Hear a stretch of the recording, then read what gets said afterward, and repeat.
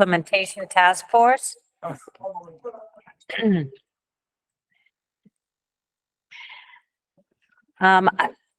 So today we're going to be discussing the guiding principles for state investment in building decarbonization.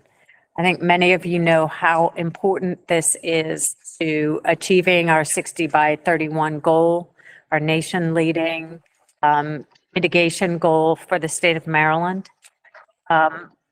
This is going to be a tough discussion, and I challenge you all to really help come up with strategies to guide the state into achieving, this important building decarbonization goal.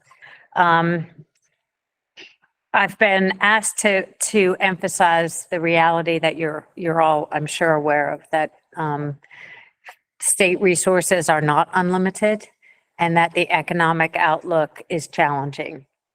So we really need to focus our strategies on tools that help us achieve building decarbonization, the biggest bang for our buck, the biggest impact for our buck, and that's true in terms of limited funding, but also the limited attention of legislators.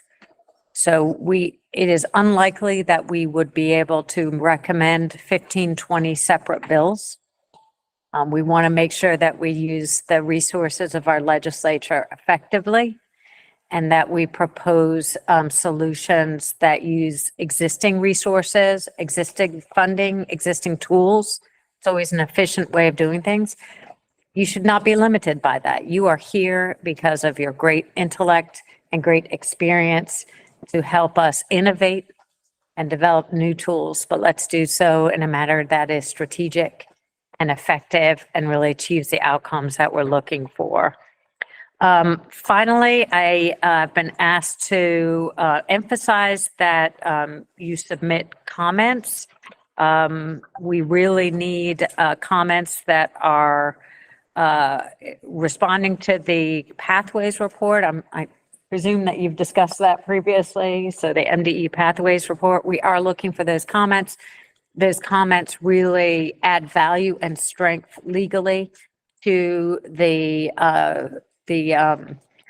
direction that the state will take as we try to achieve our mitigation and decarbonization goals. So it's a big job. There are real costs. We'll not get there without spending money. We know that. But let's try to forge a solution that makes sense for this state in this economic forecast and help prepare us for a future where we are both economically viable and living sustainably in a changed climate. So with that, I will pass it to my esteemed co-chair, Director Pinsky. Thank you. Thank you very much. Now that Deputy Secretary Dorsey has given you the good news, no, it's not downhill from there. But I do want to reiterate some of the things. The governor last weekend talked about the economic reality of the state, projecting for the next 3 or 4 years. He said he's going to start saying no, and the belt tightening we had already heard our agencies was on the way. So that has implications for all areas of expenditure. Now, in the Climate Solutions Now Act, as you all know, we had explicit reductions for large buildings over 35,000 square feet, 20% reduction. We did not include specific incentives in that. We knew this work group was going to begin to put that on not only for large buildings, but for all buildings. And it will probably be a heavy lift for everybody. But that is the nature of what we're facing. July is now the hottest month on record, period, end of conversation. So the times they are changing, and that means we're going to have to bite the bullet. And as I said before, changing light bulbs is very important, but we're getting beyond just changing light bulbs. Now we're getting into the tough territory of changing systems, changing buildings of all types, residential, commercial, industrial. Well, industrial is restricted in some areas from being affected by the new law. So there is not a blank check. It doesn't mean we can't be thoughtful about this and figure out how to ease the pain and the burden, but we have to be intentional about it. And we have not been given a figure saying you can spend up to X. There's no mark. But knowing that we have different sectors, different levels of income, low and moderate income for one, which I'm sure will be talked about today extensively, we're going to decide who can bear the burden and also looking at return on investment. So there are a number of lenses we need to look at as we're deciding what and how great incentives are and where we place them. So look, many of you come from different parts of the building world, whether it's commercial, multifamily, residential, and you're here to represent your interests. As I said in another work group, we have to look at the greater good. We just have to. And that means we're going to have to give some using those lenses and maybe others that you are going to suggest and some of our consultants are going to suggest. So with that, I'm going to stop and we're going to look at some data. So I am to pass it on to Marshall. Right here. Hi. Hello all. Marshall Walken from the Institute for Market Transformation. As a reminder, Institute for Market Transformation is an NGO that works on helping buildings become more efficient and sustainable for all people. We have been funded to support MDE in this process. I've been facilitating these task force meetings. Continue to do it. It's good to see everyone. Hopefully the online can hear us well and we won't have any problems this time, which is pretty exciting. I hope. We're going to have a task force, a presentation in July, we heard in great detail from LBNL, PNNL, and Rewiring America about their analysis. As you all may remember, those are inputs to analysis and sort of a model that is being built by AECOM to support this overall work. And AECOM's been hard at work sort of digesting all of that data, shall we say. And we have some preliminary slides and update to share with you. I think we're starting with an update from Rewiring America, and then we're moving on to AECOM. Is that right, Mark? Yeah, that's right. Okay, so Rewiring America first wanted to give a brief update on the analysis they gave last time and some additional points. So I'll hand it off to Rewiring America. Okay, thank you. Hi everyone, this is Wael from Rewiring America.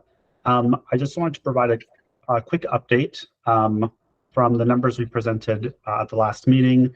We refined our methodology slightly for calculating the costs of electrifying HVAC for the residential sector. And so we have an updated net cost of HVAC electrification. This number is the cost of installing heat pumps and performing panel upgrades for the full residential market. Net the cost of installing new high efficiency gas furnaces and AC units. So it doesn't incorporate any current or proposed incentives or rebates. And that new net cost is 26 billion approximately. We refined the numbers by taking slightly more conservative estimates for the per household heat pump cost. And we also refined how we sized furnaces and ACs for each household. I'll emphasize, this is a modeled cost. It doesn't incorporate any primary research into quoted costs for actual heat pump installs. So that's just a quick update on a refinement to our number. And so I'll pass it off to AECOM for the rest of the updates. Thanks, Wael. Let me just pull up my slides here. Can you all see what I'm presenting? It's loading. Nice. Loading is good.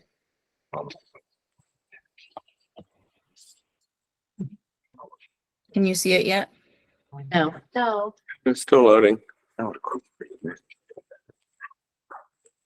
Okay. There we go. There it is. We can Oh, see it. perfect. To say it would be nice to forego the technical issues today. All right, everyone. I'm Julia Weigel. I'm a senior technical advisor on the energy advisory team at AECOM. And today I'm going to give you a brief overview of who we are and what our support looks like for the task force. And then I'm going to circle back on last month's presentations from Lawrence Berkeley National Labs and Rewiring America to give a summary on the costs of decarbonization for the building energy performance standard covered building sector and then the residential building sector. So who are we? We are a technical advisor, and we have a deep bench of energy expertise that includes decarbonization, policy analysis, program development, and funding strategy, amongst others, other topics in the energy space. We're here specifically in order to aggregate the building stock data for the state of Maryland, as well as the cost of decarbonization for those buildings. And we're going to use all of that data to provide policy and funding analyses where strategically needed. By providing data-driven analyses that guide the development of task force recommendations for policies, programs, and incentives, we're going to be able to support you guys building recommendations to decarbonize the building sector. When you want to be coming up with recommendations that need additional analysis to determine feasibility, we can step in and provide that technical support. So now let's cover a summary of what Lawrence Berkeley National Labs put together for the cost of decarbonizing the Building Energy Performance Standard BEPS covered building sector. They evaluated the cost of decarbonizing this sector using PNNL implementation cost data and impact modeling to form projections of future investment costs and energy savings through 2050. Lawrence Berkeley identified that early investments in electrification and energy efficiency will result in significant energy and emissions reductions for covered buildings, particularly as gas prices are expected to increase rapidly over electric prices. The graph on the left here demonstrates the cost of investment versus savings for a sample covered building, and it's spanning 2025 to 2050. Although BEPS compliance is actually due in 2040, the costs were projected through 2050 to realize the utility savings that will occur after compliance is reached. Through this analysis, Lawrence Berkeley estimated that the total cost of electrification investments needed to electrify the covered building sector is $6.4 billion. The total cost of efficiency investments needed to decarbonize the covered building sector is $8.8 billion. So if all of this capital is invested into decarbonizing these buildings, that can lead to an average net cost savings of $4.5 billion over 25 years, which is that 2025 to 2050 timeframe. And pulling that back to a number that we can analyze at a building level, that breaks down to an average of $4.47 per square foot in net cost savings. So there are a few key takeaways from this data to keep in mind throughout today's discussion. First, the total projected cost to decarbonize the BEPS covered buildings through the compliance date of 2040 is $15.2 billion. Once that is annualized, that actually comes down to roughly a $1 billion investment per year through the compliance date of 2040. Again, pulling this back to look at it at a building level, the capital cost needed to be invested across all covered buildings in Maryland is roughly $1 per square foot per year. Keep in mind that this is an average across the entire building sector. Some covered buildings are going to have to invest more money to decarbonize, and some are not going to have to invest anything at all. Finally, additional analysis from Lawrence Berkeley National Labs identified that the return on this investment for roughly half of the covered buildings is higher than the cost of capital investment for those buildings. However, that changes on a building type by building type basis. Next, moving to the summary for the residential building sector from Rewiring America. Rewiring America evaluated the cost of decarbonizing the residential sector using NREL data and E3 data. Through their analysis, they evaluated my apologies. They evaluated the cost of electrifying a residence through installation of heat pumps in comparison to installing a high efficiency gas furnace for increased efficiency. Rewiring America found that without accessing existing incentives, an HVAC electrification upgrade costs about $10,000 more upfront than a fossil fuel HVAC upgrade in Maryland. Upfront costs vary by home size and capacity needed. With current incentives for all except moderate income households, upfront costs for high efficiency gas upgrades are still covered, or costs are significantly lower than costs for electric heat pumps due to existing rebates and incentives for fossil fuel upgrades. The note on the bottom right notes what incentives and rebates are available for each income group. So this graph on the left here demonstrates the annual operating cost savings of operating a high efficiency gas furnace, which is noted in green, and an electric heat pump, which is in teal, compared to various fossil fuel baselines in current state. So what this graph demonstrates is that there are operational savings for both, but the savings are actually much greater if we move to electric heat pumps versus the high efficiency gas furnaces. The table on the right, where AMI stands for Area Median Income, evaluates the payback period of switching to HVAC electrification, considering household income and current available incentives. If DHCD and IRA rebates are accessed, they would eliminate heat pump upfront costs for low-income households who receive both rebates, leading to instant savings. However, it's worth keeping in mind that current funding is limited and it would only cover a small portion of eligible households. Low-income and multifamily homes pay nothing for fossil fuel high efficiency upgrades after implementing or after accessing current incentives, which reduces the attractiveness of electrification upgrades, even with significant electrification incentives like cost reductions or credits. What all of this means is that the upfront cost to electrify through the installation of a heat pump is currently higher than installing a high efficiency gas furnace for most households, given current incentives. However, the long-term operational costs of a heat pump are going to be lower than that of a high efficiency gas furnace. As we progress into the discussion today, here are some key takeaways to keep in mind for the cost of decarbonizing the Maryland residential building sector. The total estimated capital cost required to upgrade every home to electric heat pumps from 2025 to 2045 is $26 billion, reflecting the update that Wael just gave us. This covers the cost of installing heat pumps and performing electrical panel upgrades for the full residential market. When this is annualized, this comes out to roughly $1.3 billion of capital cost investment needed annually in the 2025 to 2045 time period. When we break these numbers down to approach them at the building level as well, the average capital cost required to fully decarbonize the HVAC systems of the residential building sector is roughly $13 per square foot per year. Again, similar to the Lawrence Berkeley National Labs data I shared, this is an average across the sector. And the final takeaway from this presentation is that with the current state of incentives, the upfront investment in an electrified heat pump costs more than a high efficiency gas furnace. But in the longer term, 98% of households will have lower energy costs over 20 years by choosing to electrify. So now that we've covered summaries of Lawrence Berkeley National Labs' evaluation of the cost of decarbonizing covered buildings, and we covered Rewiring America's evaluation of the cost of decarbonizing the residential building sector. In addition to introducing myself and my team, I'm going to hand things over to Cliff Madrasik of IMT to discuss the guiding principles for state investment in decarbonization. Thank you very much, Julia. I'm actually, before I talk about the guiding principles, I'm going to talk about business value beyond energy. We've just had a summary from Julia of the analyses by Lawrence Berkeley National Labs on the large building side and by Rewiring America on the single family side. Both of those analyses look at the costs of those improvements and they look at the energy savings of those improvements. But there are other benefits of these improvements, building improvements beyond energy. And I want to speak to those. They're harder to quantify, so I've not made an effort to quantify most of them. The most obvious is water.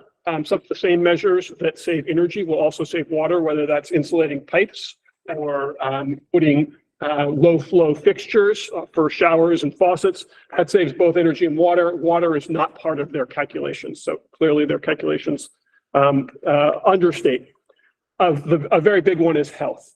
The same improvements that will save energy, that will allow buildings to comply with the Building Energy Performance Standard and help the state achieve its climate commitments, will in many cases make the building healthier and also more productive.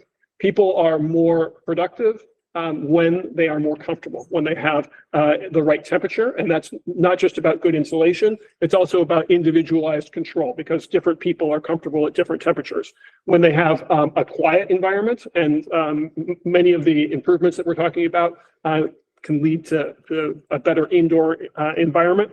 And when they have better air.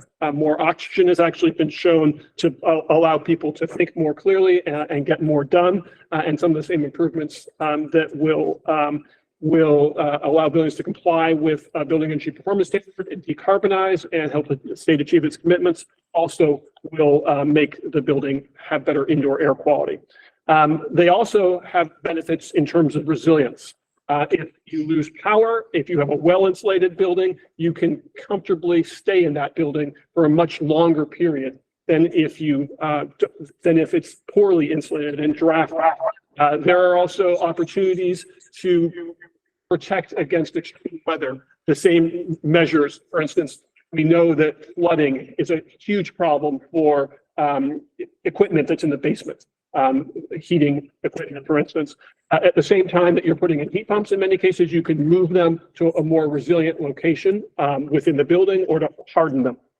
And then lastly, we know that buildings, currently they're a load on our electric grid and they can be a challenge from a reliability perspective. But there is the possibility of repositioning buildings, including with energy storage and load shifting, to shift a building from being a reliability liability to a reliability asset that helps the grid be more reliable in the face of extreme weather strains on the electric grid. So all of these are benefits that are not captured in the LBNL and Rewiring America analyses. So I just wanted to sort of have those all in the task force's mind. The other thing is that while we cannot quantify many of these benefits for many of the sectors, how much more valuable is it to be comfortable in your home? There are certain elements that we can quantify, and they tend to be more on the commercial side and most especially on the office side. So I'm going to share a little bit of information specific to office. And I don't want us to focus too much on office per se. I'm only using office as an example because it's easier to quantify and there's been a little bit more research in that area than others. But the same principles apply broadly across every property type. So when you're thinking about office, energy is really a very small part of the big picture. As an employer who has people in an office, broadly, and this has been around for a long time and the numbers vary from place to place, there is what's called the 330-300 rule, which is you'll spend about $3 per square foot on energy for that office. You'll spend about $30 per square foot on rent for that office. And you'll spend about $300 per square foot on your people. That's their salaries and benefits of the people that are working in that office. So obviously, any intelligent CEO is going to focus on the big number, much more so than the small number. So even though this exercise that we're doing is all about decarbonizing buildings, we shouldn't lose sight of the fact that the buildings are not there to be decarbonized. They're there to serve a purpose, to provide shelter for people to live in, provide a place for people to work and play and shop and worship. All of those things are the real purpose of the building.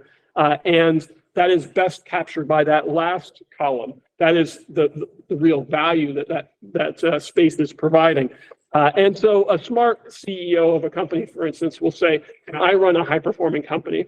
We have high-performing employees. Why wouldn't I want to be in a high-performing building? And so as a consequence, what you do see is that high-performing buildings, and that could be measured in a variety of ways, but Energy Star labeled as the most direct measurement that has been studied of energy efficient buildings. High performing buildings perform better from an economic perspective. There were 6 different academic studies looking at different buildings over different periods of time in different places. All of them came to the same conclusions, that the buildings are renting for, and this is mostly office buildings, they're renting for more per square foot. They're selling for more per square foot, and they have lower vacancy rates. When you control for factors like Class A versus Class A, Central Business District against Central Business District, all 6 studies, they found numbers in the ranges that you see on the slide of premiums for the Energy Star labeled buildings. So these are direct benefits that translate into more profitable for the building owners. One particular study that looked very deeply, and it had actual non-public information about things like rent concession, looked at one owner, Principal Financial, and it looked at their whole portfolio of buildings across the country. And it found that the green buildings had a 17% lower operating expenses. That's not surprising. They're going to spend less for energy because they're consuming less energy. What is maybe a little bit more surprising is that their net operating income was even higher. It was 28% higher when you're comparing the high performance buildings against the traditional buildings in this same company's portfolio. So just examples of how the kind of renovations that the buildings are going to have to make to help the state achieve its climate commitments will also add to the value and profitability of those buildings for the building owners.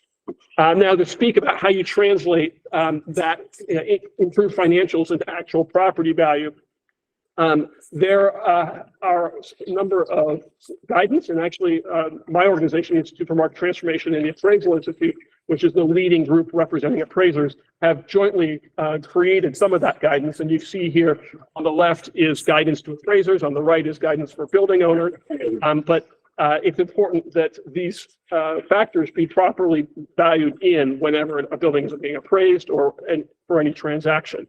And there are things potentially that the state could do to help accelerate that. And that could be a topic of conversation for this task force. There are 4 components of value: the revenue from the building, what is the rent per square foot? What's the occupancy? When you subtract out the operating expenses, and when you're valuing commercial buildings, you typically are using the income approach to valuation. There are 3 approaches, but that's the only approach that really matters when you're talking about commercial buildings.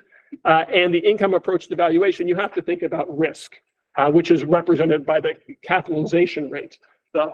It's like you're treating a building like a bond, and the riskier the bond, the higher an interest rate you want to get paid for holding that bond. In the same way, the riskier that a building is viewed, the more you want to get paid for holding that building as a percentage of return. And the capitalization rate can be viewed like the percent return that you get on a bond. So as is laid out in this paper that's you see the image of for building owners, one example is a 200,000 square foot building with a 6% capitalization rate and rents of $50 per square foot per year. Those would be somewhat reasonable numbers. We have seen capitalization rates for office especially have risen significantly in the COVID world.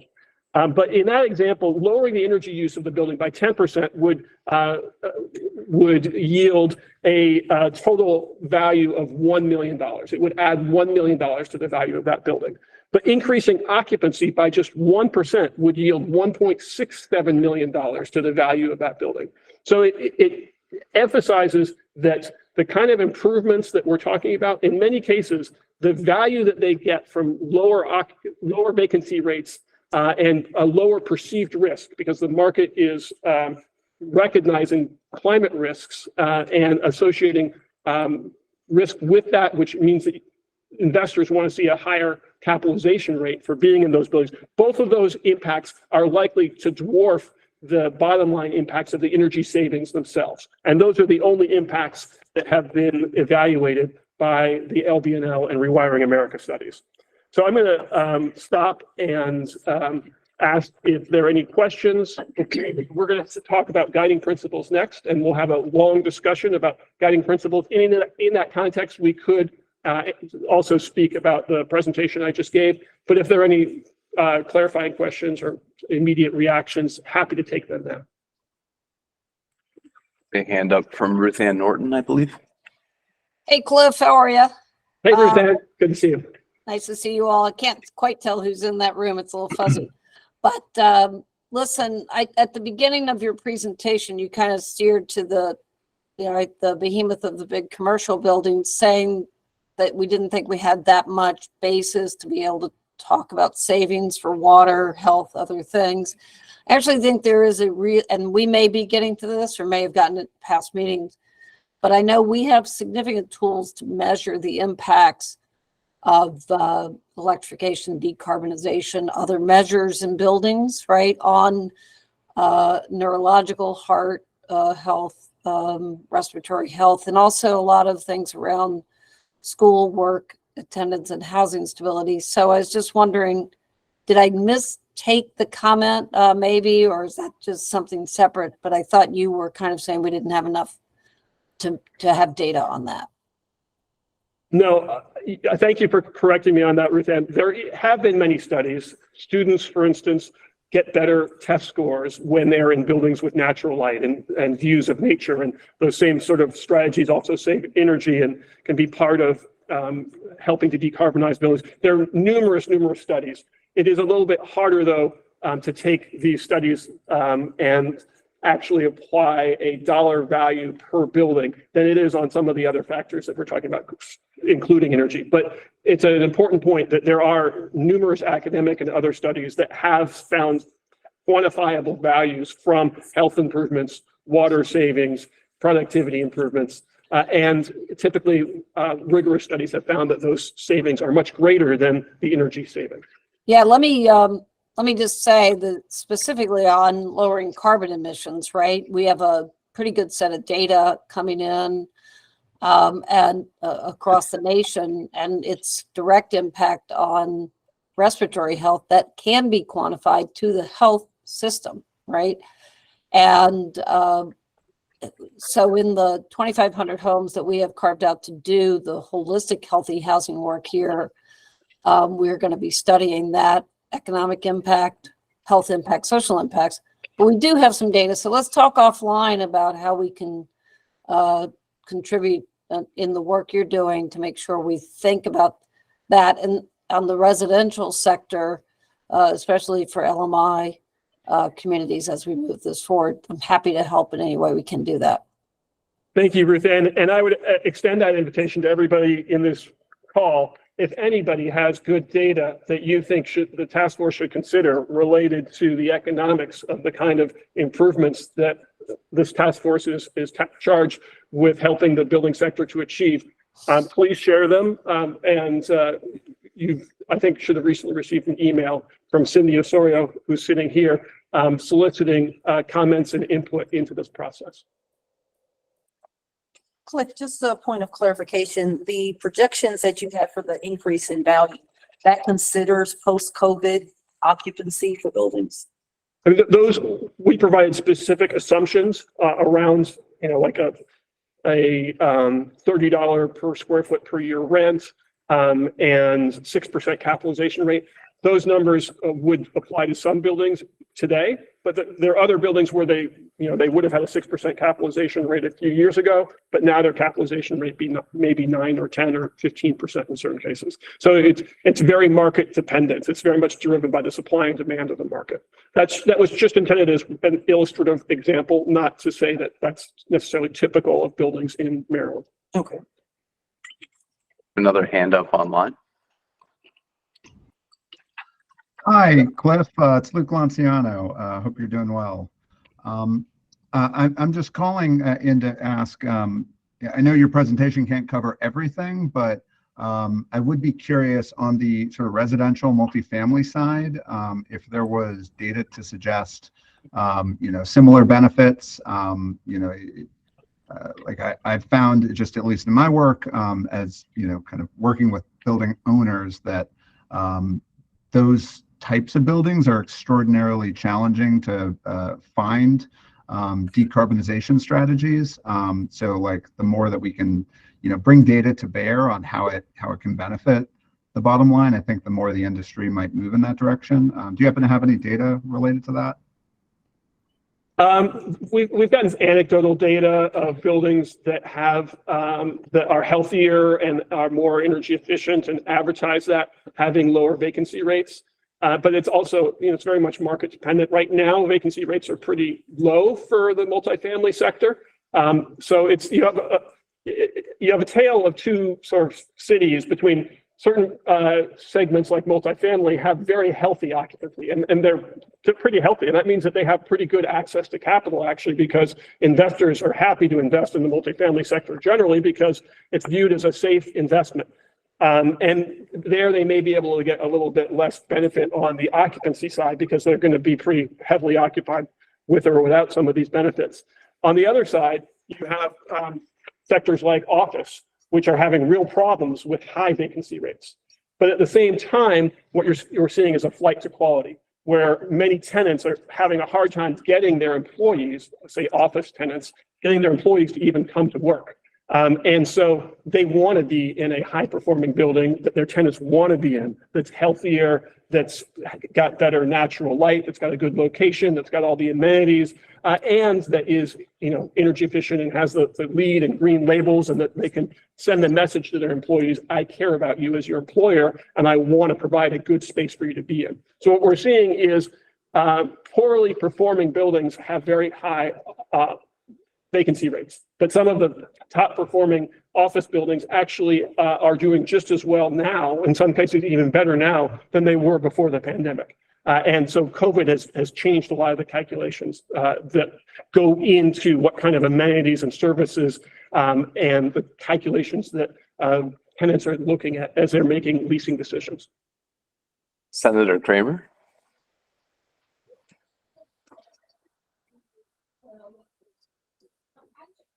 Yep, thank you for that. Cliff, I made note of your commentary just now about that investors are looking very favorably at multi-unit dwellings as a good investment and a good return.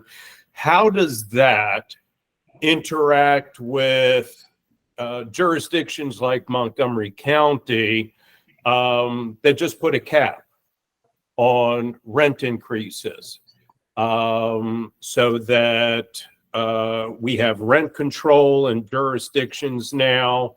And I know, and look, I'm not offering my opinion one way or the other on the subject. I'm just trying to grasp your sentiment with the realities of I know lenders, the banks were expressing concern about their willingness to provide financing in jurisdictions with rent control, and how that plays against your comment about, this is a great opportunity for investment and it'll be easy, the implication being it's easy to raise capital in multi-unit because everybody's looking to invest in it at the moment. And I'm guessing, we also, I believe, have other jurisdictions that have done the same, including, I believe, Prince George's County. So how does that factor in to your equation and, this notion of ready investment? Well, clearly, rent control is an important factor in valuation of multifamily buildings, and rent control or other regulations should be designed in a way that will protect the existence of those buildings. You don't want to see conversion to other purposes. You don't want to see conversion of affordable housing into, say, luxury apartments or something, and have people priced out in that way. So it is a complicated set of considerations that go into protecting the affordability of housing, allowing people to not get priced out of the housing where they're in, but also making sure that you're sending a market signal that will lead to the construction of new housing where needed, and that, owners of apartment buildings are being treated fairly. A lot of moving parts there. And I do think that in particular, the subgroup that's focused on residential will need to think about, what kind of assistance needs to be provided to rent controlled apartment buildings that may have less ability to raise capital than other apartment buildings. So it's an important point. Okay, thank you. I see Tom, and then this is also a bit of a convenient transition into the guiding principles. But go ahead, Tom. So I'll do the transition. Appreciate that. I'd caution against putting too much weight on the dynamics that are affecting Class A trophy office space. The tenants in those buildings can be more responsive to secondary conditions and benefits than others. There's no $50 a square foot market in Maryland. The last quarter in Baltimore City Central Business District office was about $23 a square foot, and the net absorption was declining. So all those indicators on the slide of benefits and the cost, occupancy is going down, costs are going up, risk is going up. And the challenge for this group isn't how does trophy Class A office navigate the future? It's what about the billion square feet of covered and uncovered commercial that doesn't have those benefits, that doesn't have credit tenants, that isn't located in a gateway city like the District of Columbia. And it's a big challenge not to focus on the top end of the market that might be able to navigate this, but to look at the outliers. And when I look at a statement that it's $1 a square foot per year on average, I'm comparing that in my mind to what we know from Montgomery County, where the modeling results were about $13 a square foot. And the case studies, when you actually went out and walked the building and did the energy analysis, were about $25 a square foot. So at the higher level, we're seeing slide decks that are based on modeling. The policy decisions need to be based on actual case studies of real buildings, not kind of homogenized theoretical groups of similar building types. Otherwise, the chances for making mistakes here are pretty high. Can I speak to that? Cliff, I don't know if you had a response, but I'll just, on that last point of comparing those studies and those case studies, I mean, those numbers you quoted, the $13 a square foot. I mean, DC did one that was $10 a square foot, but yeah, we're seeing those kind of numbers. I think it's actually not as incomparable from the $1 a square foot LBF numbers you might think, because as I understood, the Montgomery County, and we don't need to get into a modeling debate here, but as I understood those studies, those were case studies of what it would take to retrofit a building at one point in time. Whereas what we're talking about is an average cost, $1 a square foot is an average cost over a period from now to 2050. So we're talking about 25 plus years. So $1 a square foot for 25 years. I mean, obviously there's a cost of capital discounting, but like, it's 25, that still would work out to, $15 to $25 a square foot. It's about individual building. 15 a square foot, is the 2025 to 2040 capital expense projected by LBNL. But your point is very well taken. There's, trying to summarize modeling results, we tried to find these convenient metrics like what was the average of this? But we've got buildings everywhere on that spectrum. And thinking about the incentive programs, your task with the committee is to recommend what's the financial support needed to cover every building anywhere on that spectrum. And the average can be very misleading when we look at the realities of the costs for different types of buildings. It's true, and that doesn't show up in the LBL slide deck. Their cost curve is at 99%. It's right on target, and a representative selection of real buildings in real life are going to have a much bigger spread. And the challenge here is to try and get these buildings compliant without making them obsolete. And even companies like Brookfield that are, leading edge climate forward companies are turning the keys over on big office buildings in Maryland. And it's happened in the last few months. So it's, I And will continue to happen. Cautionary point. Yeah. And you make a good point that Class A and trophy are very different from Class B and C, and we need to think differently about different sections. And I'd like to see the building stock analysis, but to me, most of the square footage is not going to be Class A office, right? It's going to be something else. Yeah. Cliff, do you want to transition Yep. into So, all right, guiding let's principles? talk about guiding principles now. As we heard from Director Pinsky and Deputy Secretary Dorsey, the state is in belt tightening mode. It doesn't have unlimited resources to help every building to make the transition that will be required for the state to achieve its climate commitment. So the charge of this task force is to make recommendations. Given limited resources, how should those resources be best invested to help buildings achieve the decarbonization that is needed for the state to achieve its climate commitments? And so that is really a cost-benefit analysis, but we need to think about the various kinds of benefits that you can get from those kinds of investments.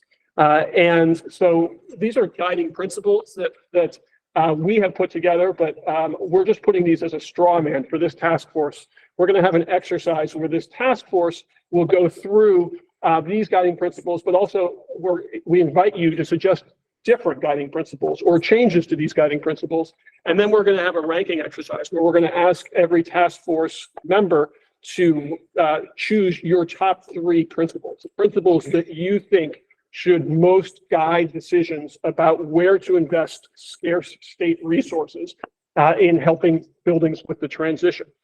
So, and this is something that should guide the work of all of the subgroups. We hope that coming out of this meeting, there will be a ranking of principles that will help each subgroup as it makes recommendations about where to invest to help buildings transition. So the first principle here is to align with goals and commitments. The state has many goals and commitments. The one that is front and center for this task force is its climate commitments. So one principle is that any investments should be in furtherance of the state achieving its commitments, most notably its climate commitments. Another principle is social and racial equity. That is, anything the state does, and certainly the governor has been very strong on this point, anything the state does should be helping the state to become a more equitable place. We should not take people who are already low income, who have suffered from historic racism, and add to the burden on them. And we know that low income residents in Maryland and in every other state face higher energy burden. That is, and we heard about this from Rewiring America, the portion of income that is spent to pay their utility bills is highest for those with least income. And that disproportionately falls on communities of color. So another principle could be that we should be investing in ways that will advance equity, both social and racial equity, to make sure that folks that have less income and have suffered historic racism are benefited by the decarbonization transition and not harmed by that transition. Another principle is just basic fairness. Many people will be touched by the transition in buildings. Building owners will be touched, building residents will be touched, and basic fairness suggests that 2 building owners that own similar buildings with similar greenhouse gas footprints and things like that, one should not, get great economic win while the other suffers some great burden. So basic fairness suggests that there should, benefits and investments should follow basic principles and not be capricious and arbitrary winners and losers. Another, and this is of course on the top of mind for every public servant and elected official, jobs and economic growth. We'd like to see the state's economy thrive, jobs created, those who need jobs most getting those jobs. Fairly self-explanatory. Another, and it's closely related to jobs and economic growth, is to maximize certainty. Uncertainty is the enemy of long-term investment. What we are going to need in order to have this transition is investment in long-lived assets, things like heat pumps and new windows that will last, in many cases, more than 30 years. Well, if you're asking people to make investments in items for their buildings that may last more than 30 years, it's very helpful for them to have visibility for a similar period of time into the future to plan those investments. Another is transparency, and this is closely related to certainty and fairness. Everybody should sort of have a relatively easy way of seeing where these investments are going, who is benefiting these investments, the terms for qualifying for incentives should be relatively clear and transparent to the general market. Another principle is to drive early results. So the climate crisis means that the state needs to reduce greenhouse gas emissions as quickly as possible. And a ton of greenhouse gas emissions saved in 2023 has more value for society than a ton saved in 2030. And of course, any improvements, renovations that you make to a building, they will reduce emissions every year that follows. So we want to see action as quickly as possible. And not have perverse incentives that might somehow cause certain building owners to wait on the sidelines, waiting for better incentives in the future or something like that. At the same time, we need to be flexible and accommodate building life cycles. Again, buildings are not here to save energy. Buildings are here to serve a purpose, provide a place to live, to work, and they have life. And that's the best time to replace that is when it reaches end of life. But also, many times it's easier when a tenant has vacated and you can work in an empty space. It's easier to finance work when you're refinancing your mortgage. So there are life cycle events that impact what it is with building and be designed to accommodate those more and be more broadly flexible.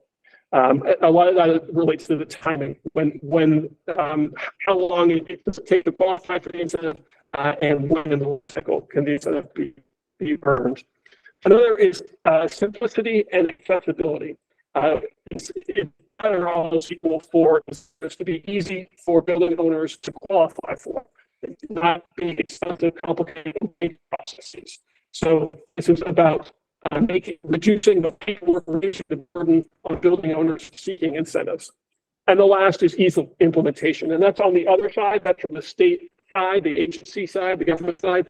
How hard is it going to be for them to implement these financing or financial incentives that the task recommends? So this is a first suggesting 10 different principles that could guide the recommendations of this task force. This is just a straw man, and we want for the task force to make the decision which principles should it use to guide.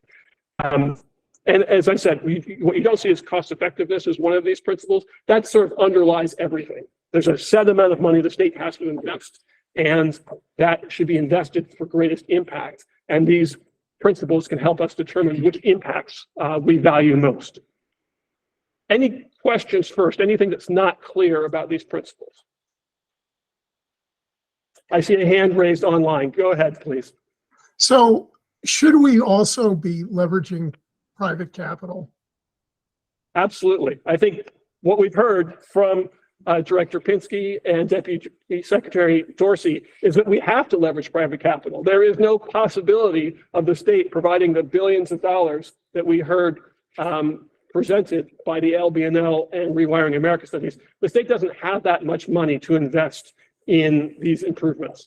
So we're going to have to leverage private capital. And the question is, where should we expect private capital to fund these improvements? And where should we expect that private capital will be augmented by, it could take many forms. It could be tax incentives. It could be direct rebates from the state, from ABA, say. It could be utility rebates. It could be on-bill financing or other kinds of financing vehicles. But all of those have an expense for the state, and the state doesn't have enough to pay for everything up front. So where should we expect private capital to fully fund improvements? Where should we expect private capital to fund a portion of the improvements? And where should we expect that effectively the state is going to pay the entire upfront cost?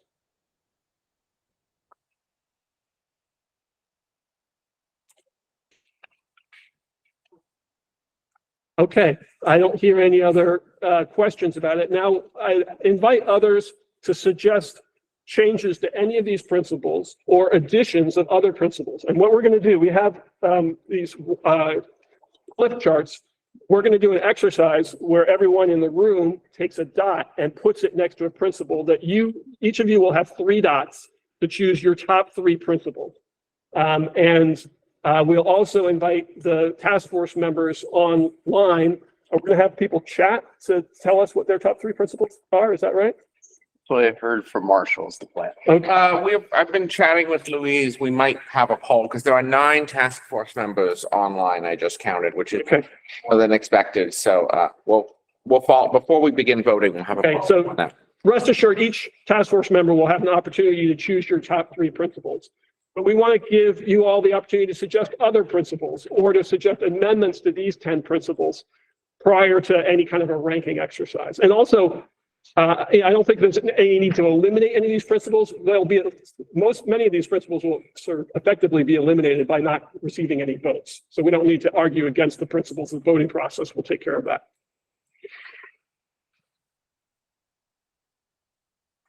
Yes, please, Director Kapinski. Thank you, Cliff. I mean, you referred to this, but I want to dig in a little deeper, and that is what I call bang for the buck. The amount of reduction dollar. And that's sort of implicit in a few of these, but I don't know if that is really just an underlying one or should be an explicit one. In other words, if you can get a larger reduction for the least amount of money, should that be a consideration? So let me just throw that out. Well, I would put that to the task force. Do people feel like we should create an additional principle that's about sort of cost effectiveness, or do we feel it's adequately captured within the 10? I think it needs to be added on there. You don't want to assume. I think it's something that needs to be said. Great. Does anyone object to adding cost effectiveness as a new principle? I agree. I think it's an important concept and it shouldn't be left to be inferred through the others. Nice to agree, Tom. Any other suggested additions, new principles that people believe should be considered as part of this process? I'd suggest adding flexibility. That's number 8 is flexible and accommodates building. That's a timing flexibility based on the existing equipment, but the flexibility in compliance options is something that was written into the law that building owners should have the maximum flexibility for compliance.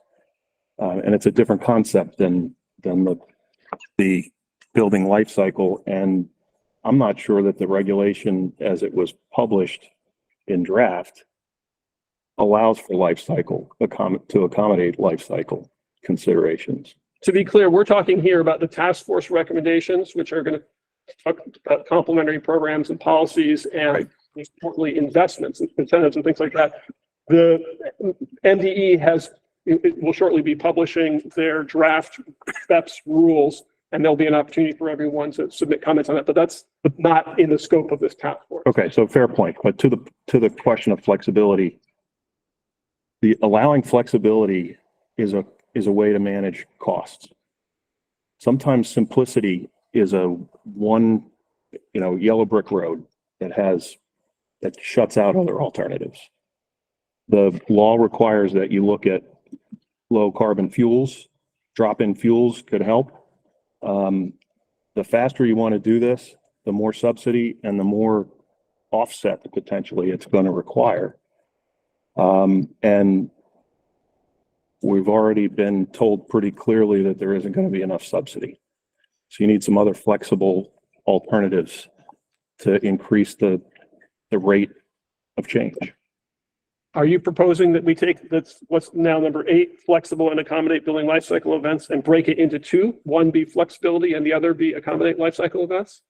I think they're 2 different things. Okay. Does anybody have any comment on that?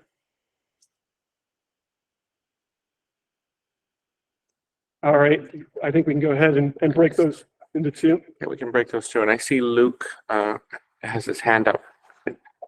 Yeah, Luke, go ahead.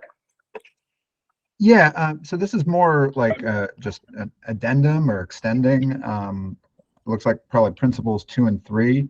I think a really key area is going to be around older multifamily buildings. And I say that because of, operated and managed several buildings like that where, the options are fairly limited. Essentially, like there isn't enough electricity going to a lot of those older buildings to convert gas uses to electric uses. And just those upfront costs of getting the additional capacity are pretty extraordinary. So I kind of wanted to flag that and see just, if you guys want to add like a small note around that. It definitely has impacts on social equity and racial equity because the older multifamily buildings are, they just tend to be the less expensive properties. And it's an issue of fairness because they're just going to face a bigger hurdle than newer buildings that might have, better electric infrastructure leading up to it. And frankly, multifamily, I think, should be in sort of a category, almost its own, because it's where people live. The state already has a bit of a housing shortage. So, if, we don't want to exacerbate that by making it more challenging for housing to operate within the state, especially housing that is operating on thinner margins, like that older Class C, Class B housing. So what I hear, I think, is basically, and I think we can transition into people making arguments for particular votes, because we want to give you all the opportunity to try and persuade your colleagues, and this is available to everybody, not just task force members, make the case for particular principles. But what I heard you, Luke, saying is you're basically going to be casting a vote for social and racial equity and a vote for fairness. Those are very important, and they have particular expression in the multifamily space. Obviously the task force, the state has a certain amount of money to spend, and it's going to have to make decisions. It's going to have to effectively weigh multifamily against every other sector because they're all competing for the same scarce pot of money. So I think it is valuable to have guiding principles that apply to everything. But then we do have 4 subgroups, and one of them is limited income residential, another is market rate residential. And within those subgroups, I think these guiding principles should be guiding, but also each subgroup may want to come up with some of its own principles. And what you were suggesting, Luke, would absolutely be appropriate, I think, for those residential subgroups. But did that capture, did I adequately sort of paraphrase what you were just saying, Luke? Yeah, that sounds about right. I just want to make sure like it's sort of reflected because there's just like a really big cost challenge there that is not, it's just not going to be encountered by a lot of the other building types. So it sort of stands on its own, but thank you. Thank you. So unless someone else has that. Yes, please. Right here. Go ahead. I want to go back to fairness for a minute. Yes.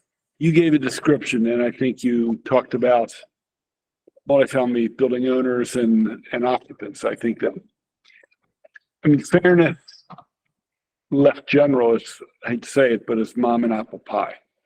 And I guess I'd like to delve in a little bit to be clear, whether we're talking about by income, by class, or by building type. I just want to be a little more explicit so there's no ambivalence. And someone might say that, copies a little bit of some of the others in terms of fairness. So I'm not sure if that's to you or to the group in terms of trying to give a little more refined definition. I mean, you had an intent and you gave some description. Either you can start or you can throw it out to the group. It's a little too broad for my taste. When something's so broad, it doesn't give you direction, I think. Mm-hmm. And so. Well, we were trying to sort of capture all 10 things in 10 principles. So we were intentionally pretty broad to try to capture everything in one bucket. But it's an important point. Fairness is motherhood and apple pie. Everybody agrees that you should always be fair. And I think if people would suggest maybe breaking fairness into like 2 buckets or something like that, that might be a helpful part of the exercise. I mean, one way to do it would be fairness to building owners vis-a-vis each other. And another would be, fairness more broadly, like, if these are being paid for by taxpayers and not all taxpayers are building owners, there's a fairness question as between taxpayers and building owners and occupants. But do you have a thought on how to sort of drill down more? Yes, please. Is fairness in some ways financial equity? Your example was making sure that one doesn't get the carrot and the other gets the stick. So you're proposing we could potentially have financial fairness and fairness in every other regard? Big picture, I'm looking to trim down the number of choices because it's just going to be hard to decide. Like, align with goals and commitments. I feel like that's a given. Like, we have to do that. And so is that really an option? But I guess we could all say that about each of these things. And so I don't have any great answers right now. I'm just like, these are my thoughts. Fair question. Yes, please. Cliff, unless I'm missing something, there's no reason that all of these principles can't guide our instruction as we're putting these things together. Prioritizing them might just be specific, as you said, to the subgroups. You might have 1, 2, 3 that are up, just organized differently, but each of these things should be a part of the recommendations that we make. So, and defined by the subgroup. right. But each one could fit to a different category in each subgroup, like fairness could be financial equity in residential, but fairness in large buildings is different. Yes. And I just would add that in some ways, we already have a system that's slightly unfair because we have covered buildings and not covered buildings. And so there are some sticks already for the covered buildings, which in some ways is an incentive because I need to avoid the stick. But Arguably, that could be say we should, all else equal, if a building is required to improve, it should have a stronger claim to the limited pot of incentives. or is it the other way around? Is it, you've got a reason to improve that building because you're 35,001 square feet. And the person over here that's got 34,999 doesn't have that incentive to try and get the work done. We need to try and encourage them to do it because they need to do it just as much as the guy whose building's 2 square foot larger.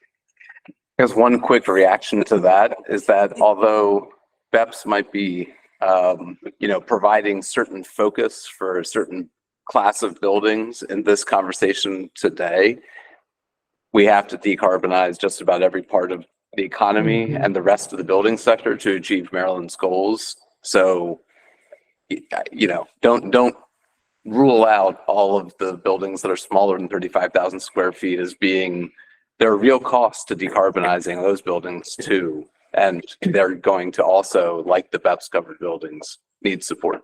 And let me just add to Mark's comment. Obviously, MDE is developing a plan as per the Climate Solutions Now Act. We don't know what that plan will be. There are some preliminaries in the pathways. It could be greater than the 20% reduction in the Climate Solutions Act for the 35,000 square foot buildings. So I don't want to get stuck on the, as one of the authors, that's something we put in as a placeholder, and there were debates about changing that number, either how many square feet. It is what it is. That's the law as of now, but we should understand there are other dynamics going on that might illuminate this challenge we're facing. That's all. I look at fairness a little bit differently from years of being on the mitigation work group for the Climate Commission, and it's about fairness between sectors of the economy and decarbonization. And it's always been a very simple and kind of straightforward, and I thought equitable division of responsibility. buildings are responsible for direct emissions in the building sector. Utilities are responsible for their direct emissions. Industry, industrial processes are responsible for their direct emissions, transportation, so on.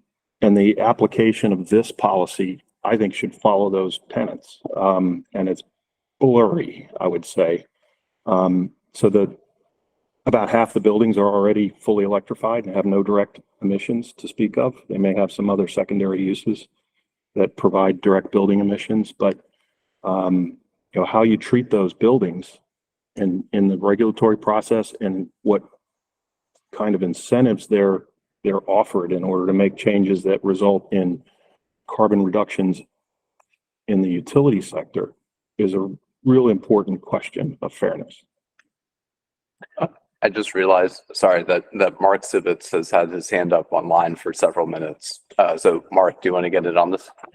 Thanks, Mark. Appreciate that. Yeah, my thought was about the potential addition of a guiding principle, and it may fit into the discussion that followed about fairness. One observation is that these principles possibly could be viewed, some of them I think could seem to be more focused on outcomes. Some of them seem to be more focused on process. That could be a way of thinking about how to subdivide the fairness category. And I think that maybe is consistent with some previous discussion. But you have a suggestion as to breaking it into two buckets? My particular sort of principle addition, which may fit into fairness in one way, is security and affordability, or I think probably both of those. I mean, potentially those are implied in social and racial equity and fairness, or both. But I think they're important to call out, especially if we're, some of the key decision points are going to be, in looking at the three potential ways to finance this work. If you have, and I think laid it out before as, all private capital, some combination of private capital and public money, and entirely public money. I think one important consideration in sort of choosing among those alternatives could be sort of the distributional impacts in the outcomes with respect to security or precarity in people's lives. And I think affordability is obviously a big component of that. Yeah, I'm gonna clone myself, push back a little bit. If you put in affordability and you really believe one of the options is being funded fully by the public entity, by the state or local jurisdictions, I'm feared people say we can't do this, shouldn't do this because it's not affordable. So,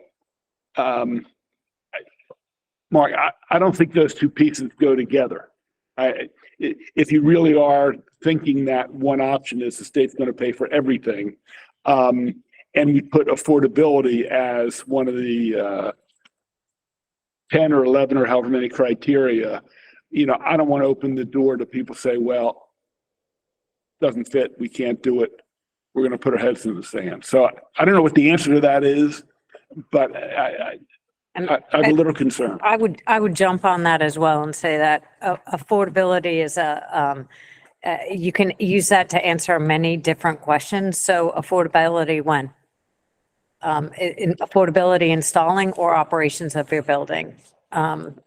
So again, I think whose affordability? How is that? So I do think that we want to be principled, and we did add the cost effectiveness on here. I think that addresses some of the concerns that you've raised, but I think affordability is a challenging term that can be used in different ways by different people. So I would add that. I would suggest for consideration that the first principle, align with the goals and commitments, that's the charge of this subgroup. And my suggestion is just, not take that off, but put that somewhere else as the charge of the task force, so that you don't have to have it on your guiding principles. Does anyone have any comments on removing the first one and having that's just the charge of the task force? We don't need to have that in the guiding principle. I think it's great. Good. Okay. Hearing no objection, we've managed to winnow down by one. And Mark, are you, I heard you, Director Pinsky and Deputy Secretary Dorsey sort of pushing back. Are you willing to sort of table your recommendation, or do you want to propose a specific additional principle that you'd like to discuss adding? Well, yeah, two things. One, I mean, I may have misspoken. I wasn't suggesting that sort of a public pays all option is the preferable option, or trying to tie that option to affordability. That's one thing. And, you know, on the question of like, what can affordability mean, and the fact that it's a complicated concept, fully agree with that, and that it can be used in different ways to mean different things. But, you know, the same is true of a lot of these principles. But all that said, if people are not comfortable with affordability, I would propose as an alternative security, which is I think perhaps a broader term, but just or social security with lowercase s's, meaning not the program, but the outcome.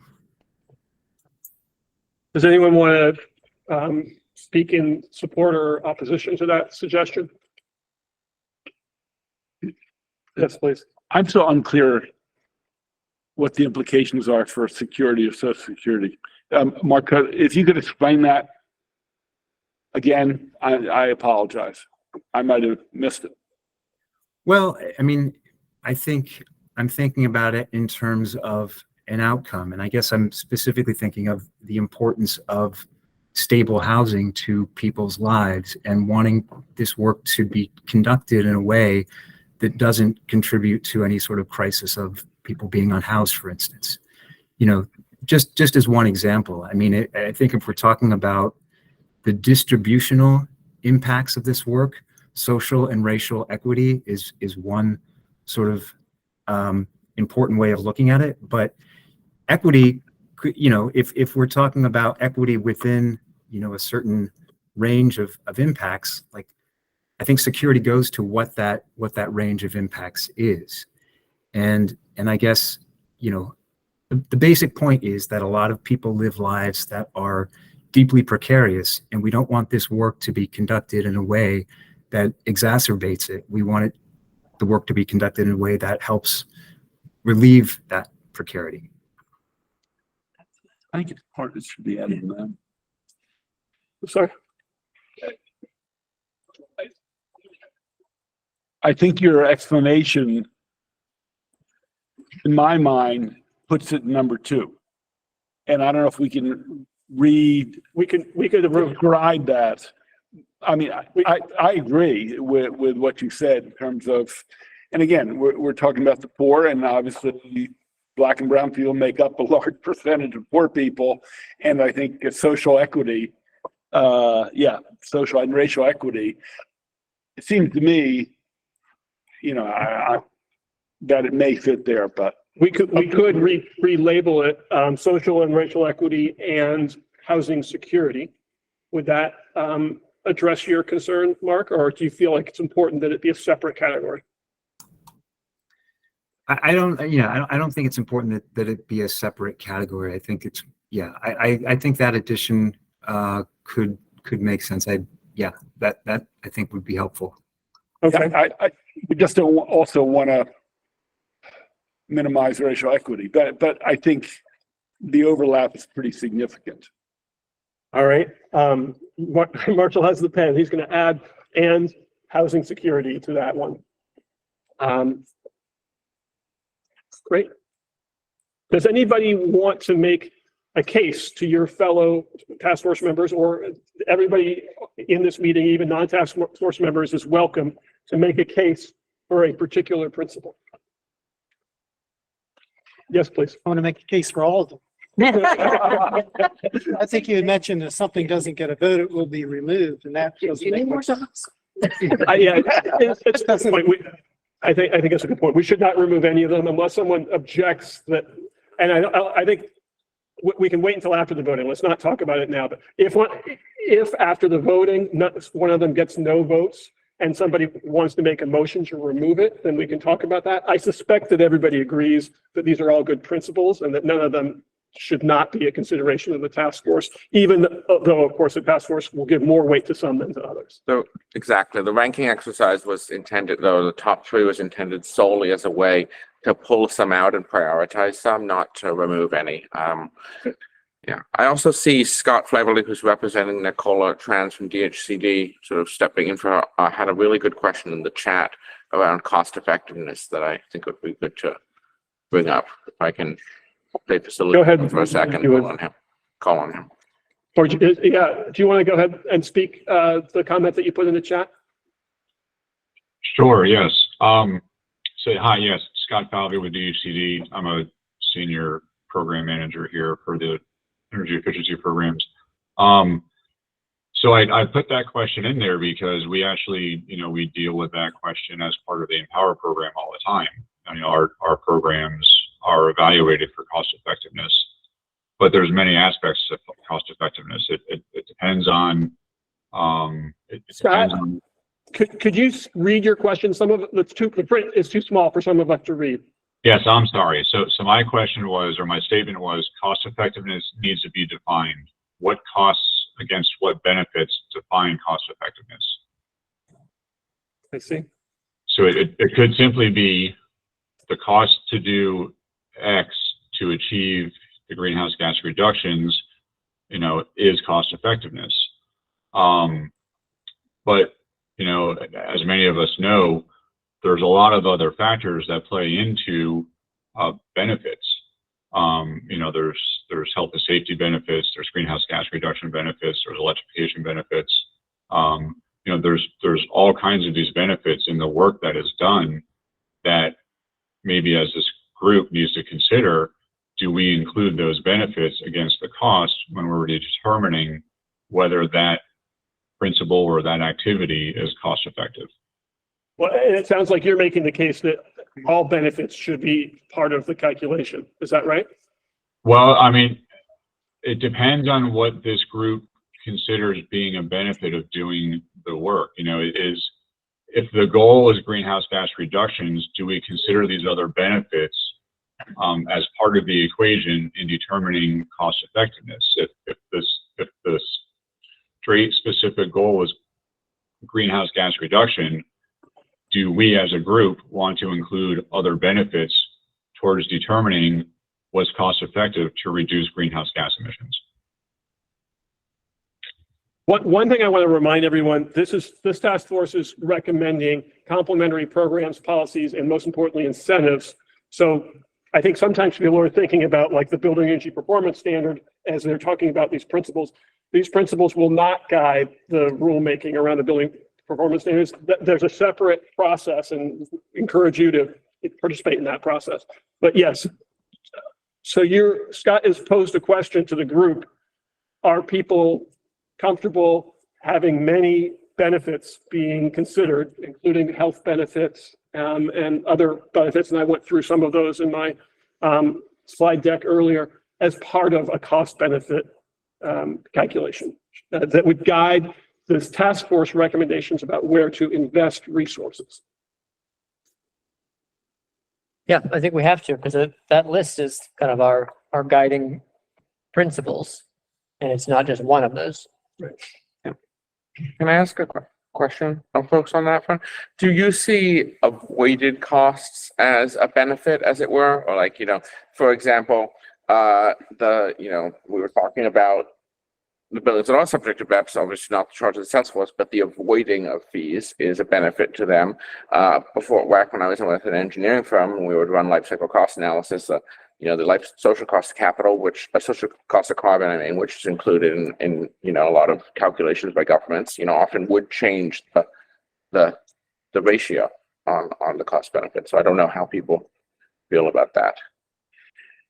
I think there's a break point between government decision making about where it makes sense to spend public money, which includes all those future benefits. But at the building level, if you can't monetize it and bank it, and it's not something that can be collateralized as part of the the construction loan to refit the building, then you have a really difficult time including that in as a, into that calculation. But in terms of directing public money, I mean, isn't the Empower program kind of calculated based on the Maryland test?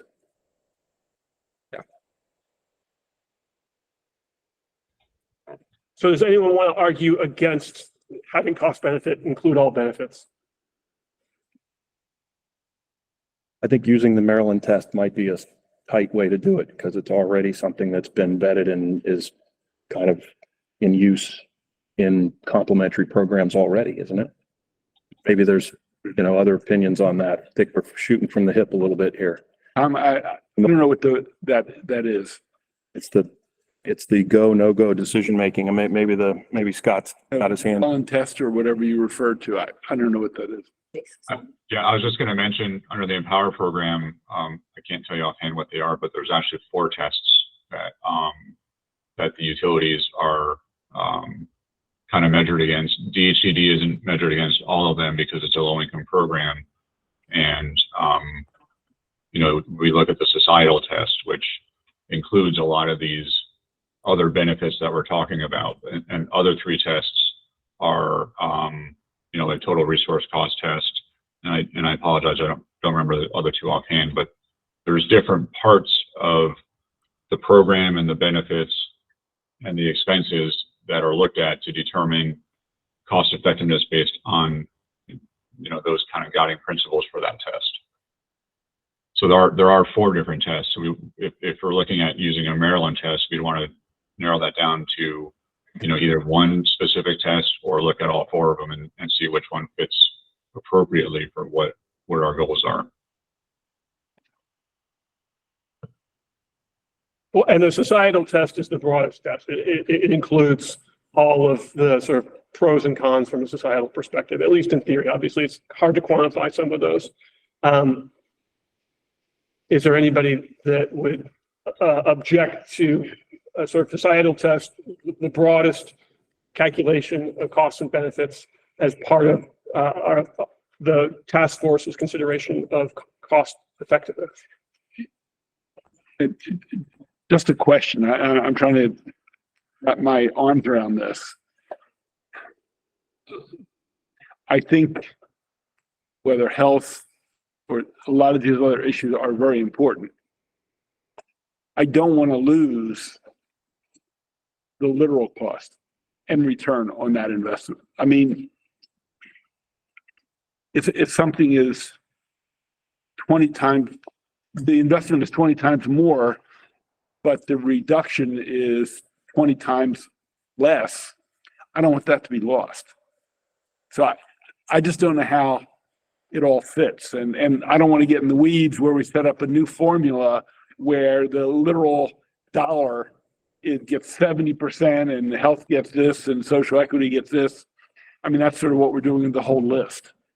I also want to set expectations around the level of support that AECOM is going to be able to provide to you all as you grapple with what these incentive recommendations look like. They're really doing kind of fiscal impact on the state. So if you say, we think that there should be support so that no one who lives below 80% of area median income should have to pay more than they would otherwise pay for HVAC replacement. There's a cost to that, to say we want that to be available to every Marylander who lives, who's a low income Marylander. AECOM is on contract to be able to help us figure out what would the fiscal impact of that recommendation be, or if there should be a tax credit available for commercial building owners to bring the, total cost of a project to a certain, numbers of years of payback, right? Like they will be able to support us. And Julia, feel free to jump in at any point if any of this needs to be corrected from your perspective, from AECOM's perspective. But, they'll be able to estimate then, well, the impact of the state to provide that benefit, that incentive will be this. I just want to set expectations in terms of, like, if you come up with or recommend the Empower method for cost benefit analysis. That doesn't necessarily match with the level of project level cost benefit analysis that we're prepared to provide to the task force.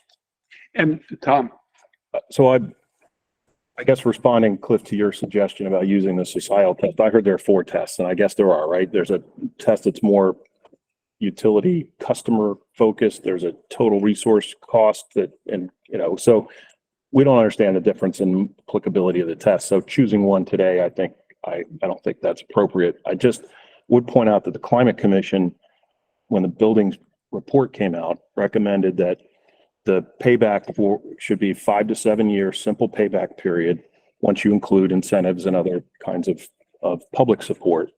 And that's a fairly, it's not a, very murky, intensive kind of calculation.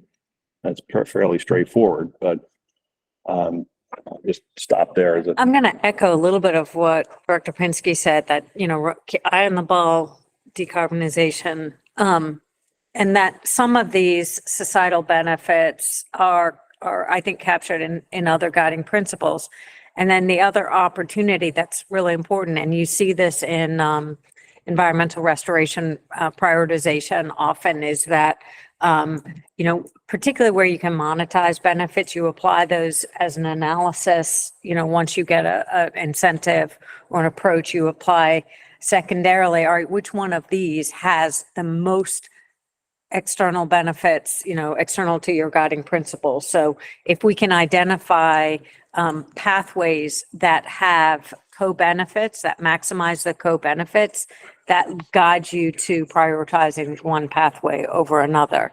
But if you try to, at the beginning, say, okay, what are sometimes intangible or unquantifiable benefits or hard to quantify benefits right at the beginning, it can make your decision process even harder. Sometimes that's better applied at the end. And let me just try to step back, and this goes to Cliff and to Mark. I want us to avoid trying to decide how many angels can dance on the head of a pin. And we have to get to a level that gives enough guidance, but doesn't get us distracted. So you two have been staffing much of this. So I think we're close enough to get the guidance, or if you think we need to be more nuanced.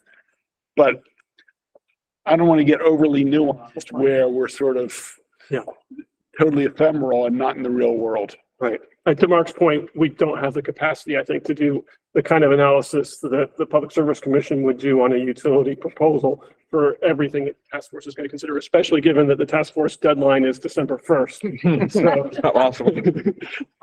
So yes, I think it sounds to me like broadly people want to take a more expansive view of cost benefit.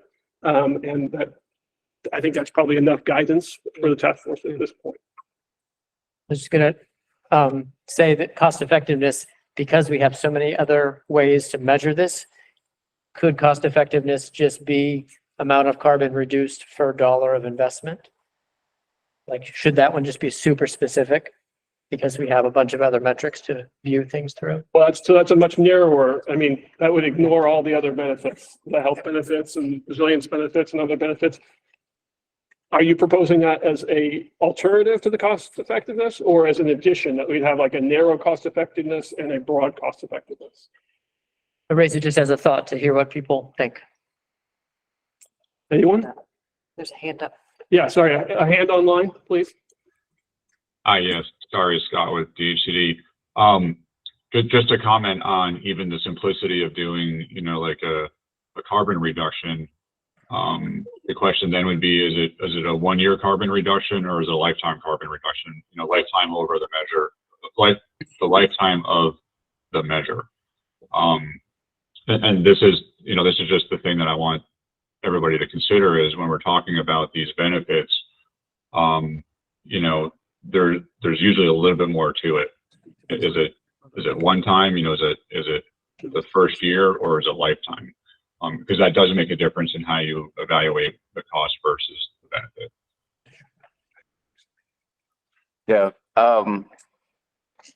So just to address briefly the issue of time frame, what's the window that we're looking at here? I think in front of the state right now is really trying to figure out, we have, in case you haven't checked the calendar, about 21 years left or so to achieve net zero emissions. That is a blink of time considering the transition that's required to achieve the statutory requirements of the state.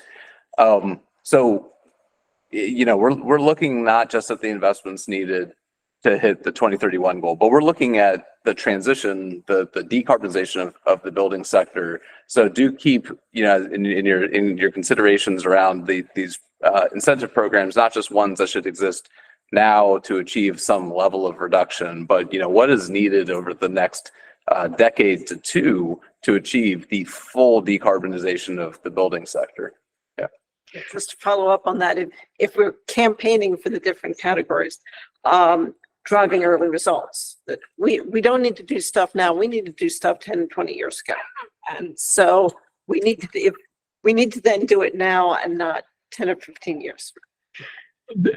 To resolve the cost effectiveness issue, I would suggest we keep it as one category. We draw a line, and when people put their dots, one line is the narrow interpretation, one is the broad, but we count them all as cost effective.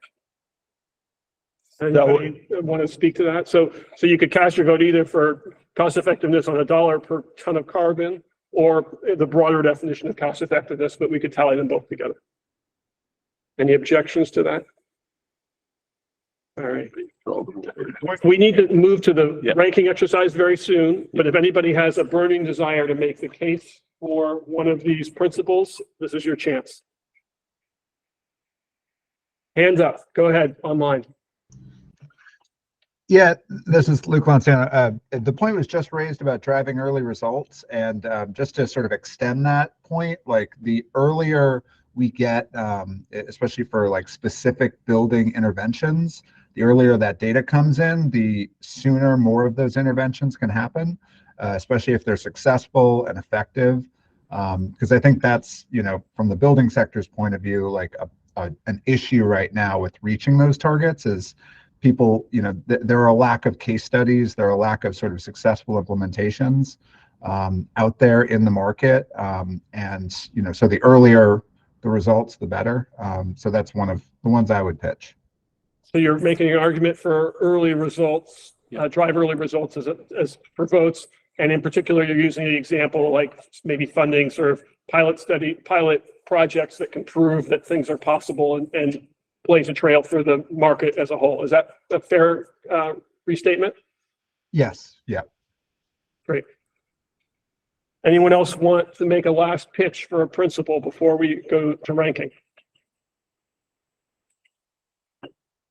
How many do you want us to do? Everyone's going to choose 3. Everyone should take 3 dots. And Marshall, do you want to explain the process for us? I'll explain the process for everyone. I put them up here. I actually moved cost effectiveness over because with the before below I was like, this is just going to have to merge with the previous one, and I want to know what people voted. So everyone's been given a sheet. I just handed them out, but actually this is only for task force members. So if you are not a task force member, don't vote. People in the room, you have more than 3 dots, but use 3 dots and put 1 on each of them. Yeah, thank you. Yeah, 11. Put 1 dot on each of the 3 things you think are your top 3. And again, we're not choosing, not the only 3, but your top 3. And everyone does that, and then we sit down. The people online, my colleague Louise has made a poll, a Google poll that she will put in the chat. And I believe that's maybe the link right there. And click the link, and it will have just a checkbox, and you'll use the check. You'll do it the top 2 there. We'll count up the total of both, and then we'll know. And again, online, only task force members, please cast votes. This is we're asking the members to be the only ones who vote. Ready? All right, let's go. They're going to be used not How about it? these recommendations. Like old times, stickies on the board. Recommendations. Sorry. We're going to use Decoded the energy. Okay, which of the recommendations? Something that on the long line now have Suppose I have a recommendation. Yeah, it's probably fine. Because it's not.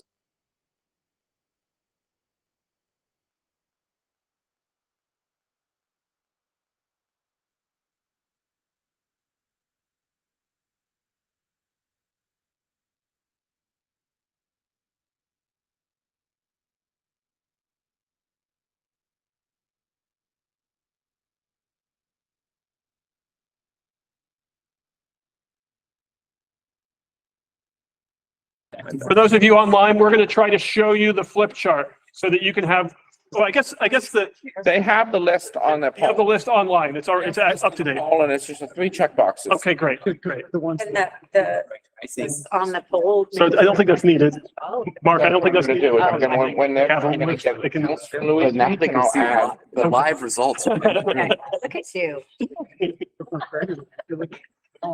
Oh.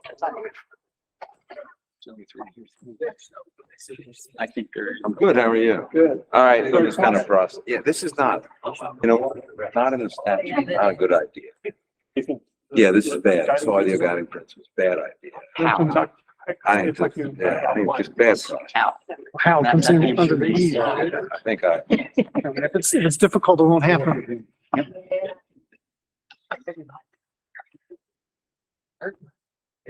Mark, all the task force members online have voted, or at least a number of task force members equivalent to the number of ones online have voted online. So, Okay, as so soon as then everyone's done here, we're good. I don't think. Okay, we're Has almost there. everyone- Everyone's gonna be judged on Yeah, it's interesting. They monitor a lot of Colorado.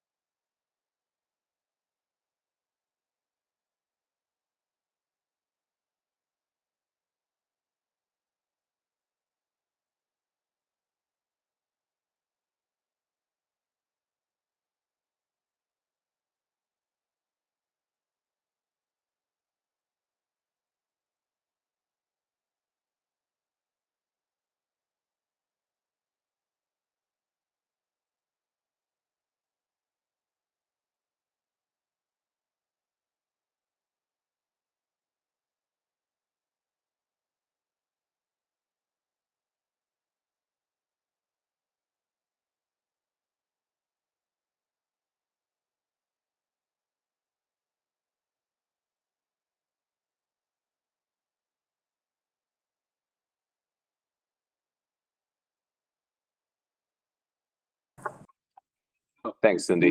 If anyone participating online would like to offer public comments, then feel free to take to the chat.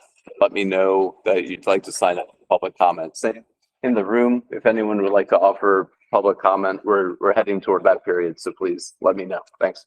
You're leaving at 3.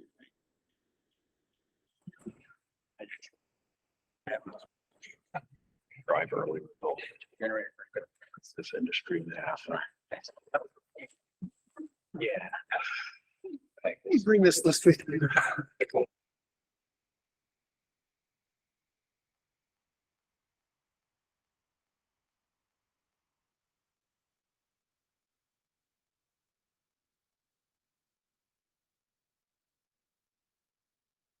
I'm gonna go. So we're going to give you the scores in a moment. I think there will be, there'll be one that got no votes, and that is certainty. We said before that all of these are important, unless, Certainly got, 2 votes in the room. certainty got 2 votes. Okay, great. No one got, no. So none of these principles garnered 0 votes. So I think we'll have a prioritization, but all of these principles should guide the task force. This is just an effort to rank them, to understand which should have the greatest weight. And it looks like the principle with the greatest weight Wait, no, I misread. is drive early results with 14 votes. And then number 2 is social and racial equity and housing security with 12 votes.